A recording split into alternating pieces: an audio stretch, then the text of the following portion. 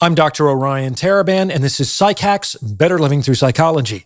And the topic of today's short talk is the look. So this is an episode for the guys. Guys, I'm going to help you communicate sexual intent more effectively. As a man, it is your job in the initial interaction, and certainly on the first date, to communicate sexual intent. The idea here is to prevent any possible misunderstandings with women. You are not here to be friends. You are not here to be pickleball partners or study buddies or a therapeutic peer or any of the various subterfuges that men rely on to get closer to women. No, you are here because you are attracted to her physically and you are interested in initiating a sexual relationship. Got it? A lot of men hide their sexual intent because they are afraid that it will somehow be off-putting or offensive to women. However, this is not the real reason. Men hide because they still have an ambivalent relationship with their own sexuality. That is, they still believe at some level that their sexual interest is bad or wrong or disgusting or sinful or shameful or whatever negative word his family in particular and his culture in general has judged his sexuality to be. Like, good boys don't think about women like that, right? And when a man hasn't truly accepted his own sexuality, he can project those judgments onto women, who he believes will perceive his sexual interest as somehow wrong or transgressive or offensive. And when he approaches women with that emotional expectation, they tend to resonate with the vibe he is giving off, which can make this a self-fulfilling prophecy. So it's important for men to resolve this ambivalence one way or another and to accept their sexual desire for what it is. Another reason why guys are loath to reveal their sexual intent is that they are worried about being perceived as creepy. And I've kind of got good news and bad news on that front. The good news is that there's no such thing as objectively creepy behavior. Creepiness, like so many things, lives in the eye of the beholder. The same behavior will be viewed very differently by a woman who is not attracted to you and by a woman who is. While the former might find the behavior creepy, the latter might find it funny or charming or interesting or bold. As I've stated previously, everything you do in the presence of a woman is filtered through her lens of attraction. If she's very attracted to you, then you can kind of do no wrong. On the other hand, if she's not very attracted to you, you can kind of do no right. And the bad news is that you're probably not going to know for sure which woman you're dealing with until you put yourself in front of her and gauge her interest level. That said, when it comes to communicating sexual intent, we do want to use common sense here, guys. Openly ogling her while you're foaming at the mouth probably isn't going to go over very well. However, I am here to tell you that there are ways of communicating sexual intent respectfully and non-verbally, which is especially good for pickup or an initial interaction. While it's good to be confident, pushing too hard too soon is likely going to be counterproductive. But that doesn't mean we hide. Why? Because hiding sexual intent is the number one reason guys end up in awkward misunderstandings with women. To wit, some women actually move through life thinking that people are just nice and friendly. Like that guy wants to help her move, and that guy wants to hear about her day.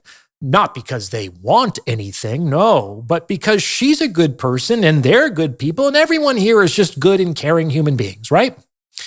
And if you try to tell these women that these guys just want to fuck them, they'll say, oh God, no, that is gross. Come on, why can't people just be nice? Not everyone is like you, Orion. Get your mind out of the gutter. And it's like, no, sweetheart, they are like me. They just don't have the balls to come right out and go after what they want in a more direct way. And they do this because they're not feeling confident enough that they'll get what they want if they just go for it. So they make all these sneaky, indirect approaches into a woman's bed. And we don't want to be like these guys because A, we don't want to waste our time. And B, we don't want to create a situation where she thought things were going to go one way and we thought things were going to go another. Because it's probably going to be us, the men, who are disappointed in how things actually turn out when we're not aligned with respect to the intention of our relationships. Hence, the importance of communicating sexual intent. If you appreciate the insights on this channel, I would highly encourage you to get your hands on a copy of my book, The Value of Others. Over the course of 432 pages, I delve deep into my economic model of relationships and explain the behavior of both men and women in the game of mating and dating. I also provide a lot of actionable advice on how to get and keep more of what you want in the sexual marketplace. Once you read The Value of Others, you'll never look at relationships the same way again. Now available in ebook, audiobook, and paperback formats. The links are in the description. Now, one of the best ways to communicate sexual intent is by using eye contact. There are ways of looking at someone that disinterested strangers or even friendly well-wishers don't do. Eye contact is powerful and immediate while also being direct and respectful. It's a way to communicate sexual intent without being overly overt or explicit about it. So let's talk about how to do this using the look.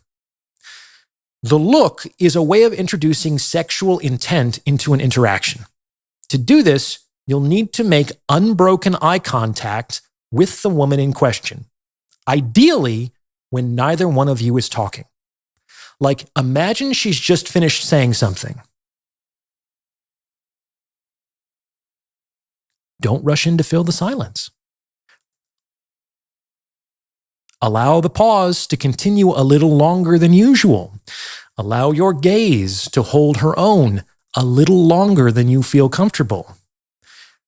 This is a great way to inject a bit of tension into an exchange, which is good for increasing emotional arousal.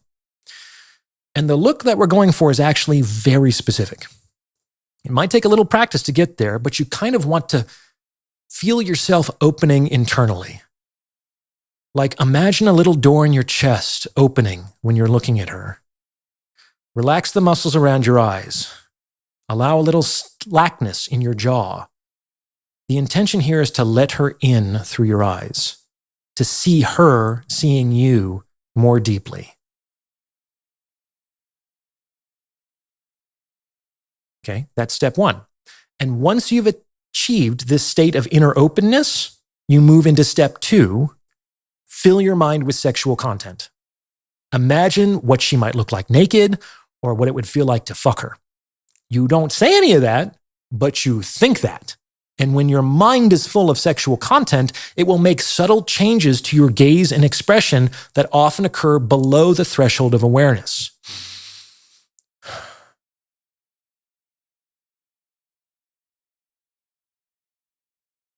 Okay? You look at her until you see that she sees, and you see her seeing that you see that she sees. I'll say that again. You look at her until you see that she sees, and you see her seeing that you see that she sees. And when this occurs, she will generally look away or blush or kind of laugh nervously. That's not a bad thing. And once that occurs, you don't have to do it again. Like, done correctly, once is enough. And if you then move forward with asking for her phone number or her Instagram, your request will be perceived from the place of having received the look. She'll understand that this is not a friendly invitation. As I've said, this is something that you might have to practice before it really starts to land. And you can start by doing mirror work at home. However, there is no substitute for actual practice in the field. Don't worry if you stumble along the way. That's how literally everyone gets better at everything. And the ability to effectively communicate your sexual intent is a skill well worth having. What do you think? Does this fit with your own experience? Let me know in the comments below. And please send this episode to someone who you think might benefit from its message. I know you know someone who needs to hear this because it is word of mouth referrals like this that really help to make the channel grow. And other value propositions, people looking to join my free weekly newsletter for which I write original content or book a private one-on-one paid consultation with me can do so on my website.